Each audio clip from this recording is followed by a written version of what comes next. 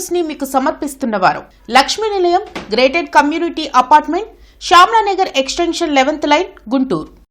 నమస్కారం, city news కి స్వాగతం.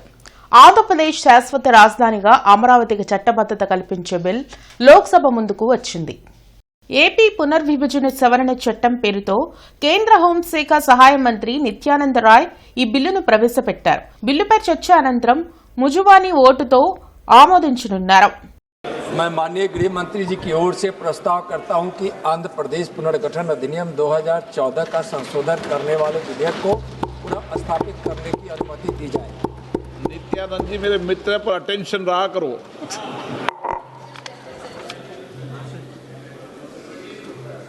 प्रश्न ये कि विधेयक को पुनर्स्थापित करने की अनुमति प्रदान की जाए. जो सदस्य इसके पक्ष में हाँ कहें, जो सदस्य विरोध में ना कहें. मेरे विचार में निर्णय हाँ वालों के पक्ष हुआ, हाँ वालों के पक्ष में अनुमति प्रदान की जाती है. माननीय मंत्री जी अब विधेयक पुनर्स्थापित करें. माननीय अध्यक्ष महोदय, मैं विधेयक पुनर्स्थापित करता हूँ.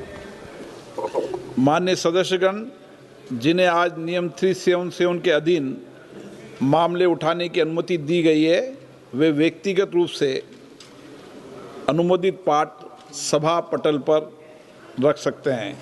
ఇంటర్నెట్ చరిత్రలో సంచలనం సిటీ బ్రాడ్బ్యాండ్. ఇప్పుడు ఇంటింటికి ఇంటర్నెట్, సిటీ నుంచి గ్రామం వరకు అదే స్పీడ్. మీరు ఈ రోజే సిటీ బ్రాడ్బ్యాండ్ కుటుంబంలో చేరండి.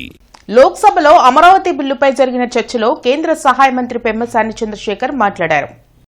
చంద్రబాబుపై ప్రజలు పెట్టుకున్న నమ్మకమే అమరావతి అని చెప్పారు. అధికార వికేంద్రీకరణ పేరుతో వైసీపీ మూడు ముక్కలాట ఆడిందని మండిపడ్డారు. ఏపీకి రాజధాని ఏది అంటే చెప్పుకోలేని పరిస్థితిని వైసీపీ సృష్టించిందని మండిపడ్డారు. రైతుల కన్నీళ్లే ఈ చట్టానికి పునాదిగా మారాయన్నారు. రాజధాని నిర్ణయం మార్పు కేంద్రం పరిధిలోనే ఉంటుందని పెమ్మసాని స్పష్టం చేశారు. 40 సంవత్సరాలుగా ఒక సుదీర్ఘ రాజకీయ ప్రయాణంలో ఇటుక పేర్చుకుంటూ పొద్దున లెగిసిన దగ్గర నుంచి పండుకునే వరకు ప్రజా సంక్షేమమే పరమావధిగా తన పూర్తి జీవితాన్ని త్యాగం చేసినటువంటి ఒక వ్యక్తిపై ఉన్నటువంటి నమ్మకమే ఈ అమరావతి సార్. 29,000 మంది రైతులకు జరిగినటువంటి అన్యాయం, అవమానం గురించి మాట్లాడాలి సార్. ఆ రైతులని పెయిడ్ ఆర్టిస్టులని పిలిచారు సార్. ఈ సభలో ప్రస్తావించలేని వ్యాఖ్యలతో మహిళలను ఇబ్బందులకు గురి చేశారు. వారిని చూసి నవ్వారు. అమరావతిని మర్చిపోమ్మన్నారు. 30-40 సంవత్సరాలు తన భూమిలో పంటలు పండించిన రైతులు వారి గ్రామాల్లో తిరగటానికి ఐడి కార్డులు చూపించమన్నారు సార్. 144 సెక్షన్ అమలు చేసి వారి స్వేచ్ఛను అడ్డుకున్నారు సార్. ఈ బాధ ఇక్కడితో ఆగలేదు. అయితే ఆ రోజు వారు ఆ తల్లుల కన్నీళ్లే ఈరోజు ఈ చట్టానికి పునాది రాళ్లుగా మారుతున్నాయని వారు గ్రహించలేకపోయారు సార్. పార్లమెంటులో రాజధాని అమరావతికి చట్టబద్ధత బిల్లును వైసీపీ వ్యతిరేకించింది. అమరావతితో పాటు ఏ ప్రాంతానికి తాము వ్యతిరేకం కాదని వైసీపీ ఎంపీ మిథున్ రెడ్డి స్పష్టం చేశారు. ఏపీలో జరుగుతున్న అన్యాయాల నుంచి డైవర్ట్ చేసేందుకే అమరావతి డ్రామా అన్నారు. భూములిచ్చిన రైతులకు ఇప్పటికే న్యాయం చేయలేదన్న మిథున్ రెడ్డి ప్రస్తుత పరిస్థితుల్లో ఉన్న అమరావతి బిల్లుకు మాత్రమే తాము వ్యతిరేకమంటూ సభ నుంచి వాకౌట్ చేశారు. Amaravati is being built on the lands of farmers, sir. Sir, 34,000 acres has been given by farmers for land pooling. They have not taken 1 rupee. They have not taken any benefit, and they gave it, sir. They were promised completely developed plots, sir. In 2015, they were promised developed plots that they'll be given in 2 years, and they were also promised that free education for their children. They were also promised housing schemes so that they can rebuild their houses and various other promises, sir. We are against this bill in this present form, sir. We are against this bill in this present form, and we are going to make a walkout, sir, because this bill is hopeless and there's nothing in this. Thank you. धन्यवाद सभापति जी. मैं अपनी party Samajwadi party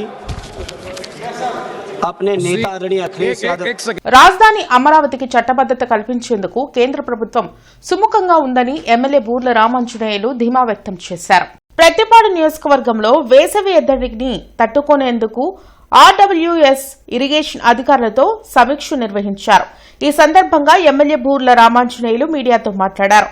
Prathipadu నియోజకవర్గంలో వేసవికి మంచినీటి ఎద్దడి లేకుండా అన్ని చర్యలు తీసుకుంటున్నామని చెప్పారు. జగన్ పాదయాత్రలు రాష్ట్రానికి కొత్తేమీ కాదని ఆయన అన్నారు. ప్రజలు జగన్ కు ఒక్కసారి అవకాశం ఇస్తే రాష్ట్రాన్ని రావణ కాష్టంలో మార్చారని దుయ్యబట్టారు. ప్రజలు అంతా గమనిస్తున్నారని, ప్రతిపాడు నియోజకవర్గంలో వైసీపీ నాయకులు కూటమికే అనుకూలంగా ఉన్నారని చెప్పారు. 5 కోట్ల జనాభా కలిగిన ఏపీకి 3 రాజధానులు అవసరమా అని ప్రశ్నించారు. 151 స్థానాలు ఇస్తే మరి నిలబెట్టుకోవాలి కదా. ప్రజలు ఇచ్చినటువంటి విశ్వాసాన్ని, నమ్మకాన్ని ఉంచుకోవాలి కదా. ఎక్కడ ఉంచుకున్నాడు? ఏమీ చేయలే. పోలవరాన్ని గోదావరిలో ముంచేశాడు. అమరావతిని 3 ముక్కలాటతో ఆడుకున్నాడు. మరి సంక్షేమ కార్యక్రమాలు ఎస్సీలకి, బీసీలకి, మైనార్టీలకు, మరి అదేవిధంగా బీసీలకు, ఉన్నత వర్గాల్లో ఉన్న పేదలకు అందరికీ 120 స్కీములు అమలు పరిస్తే చంద్రబాబు నాయుడు వాటిని అన్నింటినీ రద్దుపరిచాడు. నవరత్నాలు అన్నాడు, బటన్ నొక్కాడు. ఏం జరిగిందో తెలిసింది.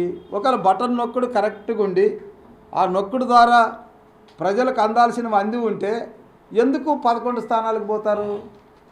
వాళ్ళ ఆశలు అడియాసలే తప్ప వాళ్ళు తిరిగి అధికారంలోకి వచ్చేది కల్లా రారు, రాబోరు. భవిష్యత్తులో వాళ్ళకి రాజకీయం లేదు.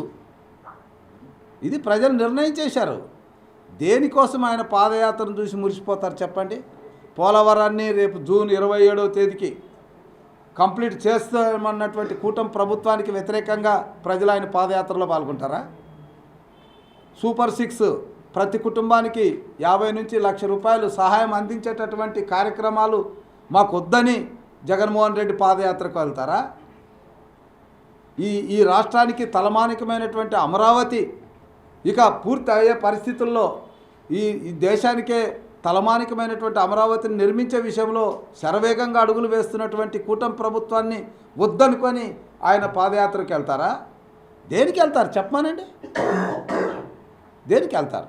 గుంటూరు జిల్లా నూతన కలెక్టర్గా సీఎం సాయికాంత్ వర్మ పదవీ బాధ్యతలు స్వీకరించారు.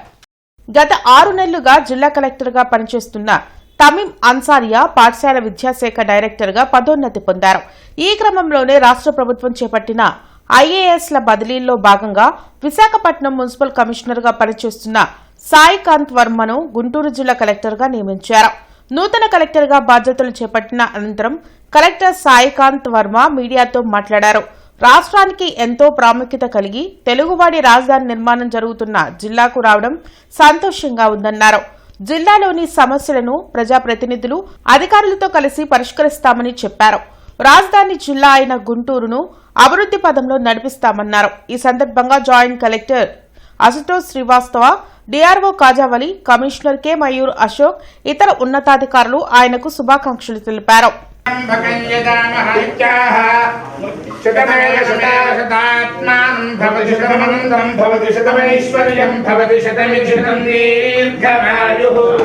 శ్రీవేంకటనివాసాయ శ్రీనివాసాయ మంగళం. శతమానం భవతి శతాయుః పురుషः శతేంద్రియాయుష్యేంద్రియే ప్రతిష్టతి.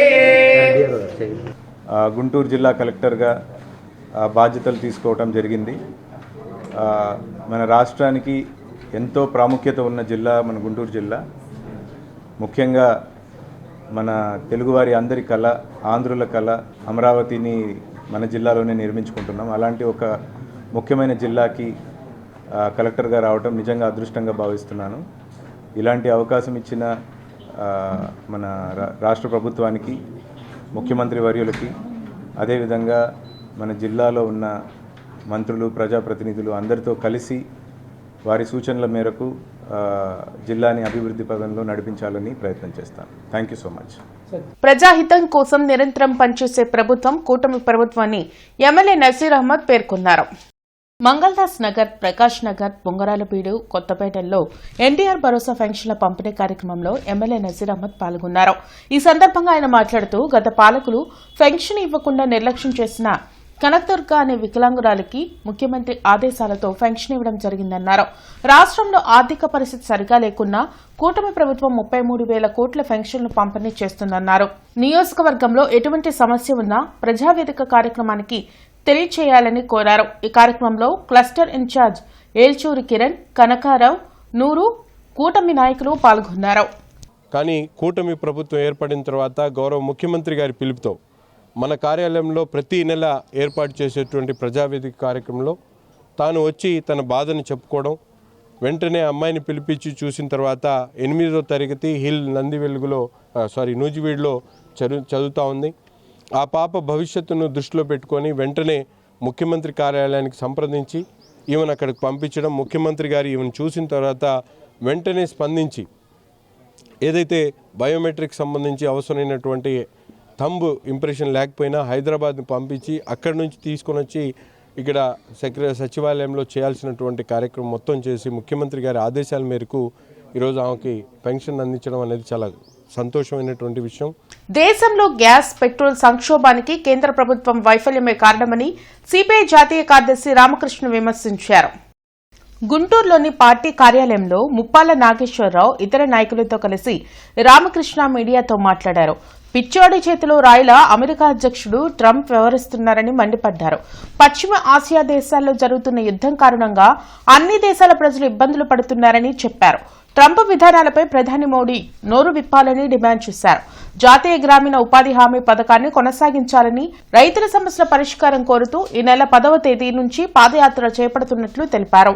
రెండో విడత భూమి సేకరించాలన్నా వద్దా అనే విషయంలో ప్రభుత్వము తొందరపాటు వైఖరి సరైంది కాదు. ఎందుకంటే ఇవాళ ప్రభుత్వం దగ్గర నీ దగ్గర 54,000 ఎకరాల భూములు ఉన్నాయి. దానిపై నువ్వు డెవలప్ చేసి ఇది చేయాలి తప్ప నేను ఇంకా ఇది డెవలప్ కాకుండా ఇది పూర్తి కాకుండా నేను ఇంకా తీసుకుంటాను, ఇంకా పెట్టుకుంటాను, అంతా నా కంట్రోల్లో పెట్టుకుంటానంటే అది నేను చంద్రబాబు నాయుడు గారికి ఎప్పుడు చెప్తాను. ఆయనకే కాదు ఏ రాజకీయ నాయకుడికైనా వర్తించే సూత్రం ఇది. భూములు ఎక్కువగా మీ చేతుల్లో పెట్టుకోవాలనే ఒక దురాశాపూరితమైన వైఖరి సరైంది కాదు. పిఆర్సీ కమిషనర్ను వెంటనే నియమించాలని, పెండింగ్ లో ఉన్న డిఏలు విడుదల చేయాలంటూ యూటీఎఫ్ ఆధ్వర్యంలో కలెక్టరేట్ ఎదుట నిరాహార దీక్ష చేపట్టారు. ఆంధ్రప్రదేశ్ ఐక్య ఉపాధ్యాయ ఫెడరేషన్ ఆధ్వర్యంలో జరిగిన నిరాహార దీక్ష కార్యక్రమానికి మాజీ ఎమ్మెల్సీ కెఎస్ లక్ష్మణరావు హాజరయ్యారు. ఈ సందర్భంగా కెఎస్ లక్ష్మణరావు, రాష్ట్ర అధ్యక్షులు ఎన్ వెంకటేశ్వర్లు, ఎం కళాధర్ మీడియాతో మాట్లాడారు. ఈ కూటమి ప్రభుత్వం అధికారంలోకి వచ్చి ఇప్పటికీ 23 నెలలు గడిచినా ఉద్యోగులకు ఇచ్చిన హామీలను నెరవేర్చలేదని అన్నారు. తాము అధికారంలోకి రాగానే సిపిఎస్ రద్దు చేసి ఓపీఎస్ అమలు చేస్తామని ఇప్పటి వరకు దాన్ని ఊసలేదని మండిపడ్డారు. అందుకే రణబేరి 3.0లో భాగంగా అన్ని కలెక్టర్ కార్యాలయాల వద్ద నిరాహార దీక్షలు చేస్తున్నామన్నారు. వెంటనే 12వ పిఆర్సీ విడుదల చేసి పెండింగ్ లో ఉన్న బకాయిలు చెల్లించాలని డిమాండ్ చేశారు. ఈ కార్యక్రమంలో M Hanumantharao, U Rajasekhar, Prabhudas, BVR Prasad, UTF శ్రేణులు పాల్గొన్నారు. 12వ వేతన సంఘాన్ని వెంటనే నియమించాలనేది ప్రధానమైన డిమాండు. ఈలోగా ఇంటర్మ్ రిలీఫ్ 29% ఇవ్వాలని చెప్పేసి మేము డిమాండ్ చేస్తూ ఉన్నాం. అలాగే డిఏ బకాయిలు చాలా ఉన్నాయి, అవి చెల్లించాలి. ముఖ్యంగా ఉద్యోగులకి, ఉపాధ్యాయుల పెన్షనర్లకి సుమారు 26,000 కోట్ల బకాయిలు పెండింగ్లో ఉన్నాయి, పోలీసులతో సహా.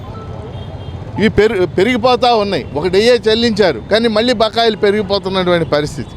ఈ అంశాల మీద యూటీఎఫ్ ఇప్పటికే రణబేరి 1.0, రణబేరి 2.0 పెద్ద ఎత్తున నిర్వహించింది. 3.0కి నాందిగా ఈరోజు 28 జిల్లాల్లో కూడా ఈ జిల్లా స్థాయి నిరాహార దీక్షలు చేస్తుంది. రాష్ట్ర ప్రభుత్వం స్పందించకపోతే మిగిలిన సంఘాలను కూడా కలుపుకొని ప్రభుత్వం గుర్తుపెట్టుకోవాలా, బీఆర్టీఎస్లో 2022 ఫిబ్రవరి 3 తర్వాతే జగన్మోహన్ రెడ్డి పతనం ప్రారంభమైందనేది ప్రభుత్వం గుర్తుపెట్టుకోవాలి. ఇంటర్నెట్ చరిత్రలో సంచలనం సిటీ బ్రాడ్బ్యాండ్. ఇప్పుడు ఇంటింటికి ఇంటర్నెట్, సిటీ నుంచి గ్రామం వరకు అదే స్పీడ్. మీరు ఈ రోజే సిటీ బ్రాడ్బ్యాండ్ కుటుంబంలో చేరండి. ఏప్రిల్ 4వ తేదీన ఏఐటీయూసీ జిల్లా మహాసభలు పెద్ద ఎత్తున జరగనున్నాయని ఏఐటీయూసీ జిల్లా నేతలు తెలిపారు. కొత్తపేట మల్లేలింగం భవన్లో జరిగిన మీడియా సమావేశంలో ఏఐటీయూసీ జిల్లా ప్రధాన కార్యదర్శి మేడా హనుమంతరావు, ఆకిటి అరుణ్ కుమార్ మాట్లాడారు. జిల్లా మహాసభల్లో జిల్లాలో ఉన్న కార్మిక వర్గం ఎదుర్కొంటున్న సమస్యలను చర్చించి ఆ సమస్యల పరిష్కారానికి తీర్మానాలు చేయడం జరుగుతుందన్నారు. ఏప్రిల్ 4వ తేదీన వెంకటేశ్వర విజ్ఞాన మందిరం నుంచి కార్మిక ప్రదర్శన జరగనుందని, ప్రతి ఒక్కరూ పాల్గొని జయప్రదం చేయాలని పిలుపునిచ్చారు. ఈ కార్యక్రమంలో నరేష్, దాసు, శ్రీనివాసరావు తదితరులు పాల్గొన్నారు. అత్యవసర పరిస్థితుల్లో కూడా ఎటువంటి విషయాల్లో కూడా తగ్గకుండా ఇవాళ 54 కోళ్లను ఏకపక్షంగా ఇవాళ నుంచి అమలు చేయడం ప్రయత్నం చేస్తుంది. చాలా దుర్మార్గం. ఈ దేశ సంపద సృష్టికర్తలైన కార్మికులపైన దాడి చేస్తూ ఉన్నారు. కాబట్టి ఇవాళ రేపు 4వ తారీఖు జరిగే జిల్లా మహాసభలో కానివ్వండి, ఈ నెల 26, 27, 29 తిరుపతిలో జరిగే ఏఐటీసీ రాష్ట్ర మహాసభల్లో కార్యాచరణ నిర్ణయం చేసి ఏదైతే కార్మిక చట్టాలను పునరుద్ధరించాలని చెప్పేసి ఇవాళ ఏదైతే 4 లేబర్ కోడ్లు కూడా రద్దు చేయాలని చెప్పేసి ప్రధాన డిమాండ్ తోటి మహాసభలకు వెళ్తామని చెప్పేసి మీ ద్వారా మనం చేస్తాం. ఇవి ఇప్పటి వరకున్న వార్తా వివరాలు. మరికొన్ని వార్తా విశేషాలతో మళ్ళీ కలుద్దాం. అంతవరకు సెలవు, నమస్కారం. సిటీ న్యూస్ ని మీకు సమర్పించిన వారు Lakshmi Nilayam, gated community apartment, Shyamalanagar extension 11th line, Guntur.